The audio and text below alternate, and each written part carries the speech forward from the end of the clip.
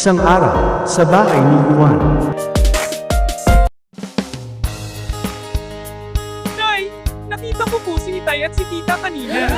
Uy Junior, kumain ka na nga lang dyan. Sige anak, kwento mo, bilis.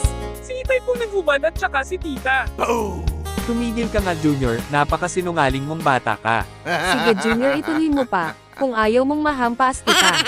Tapos po pumatong po si Itay kay Tita. Kagaya po ng ginagawa ninyo ni Ninong. Ay talagang napakasinungaling mong ang bata ka. Manahimik ka na lang. At kumain dyan.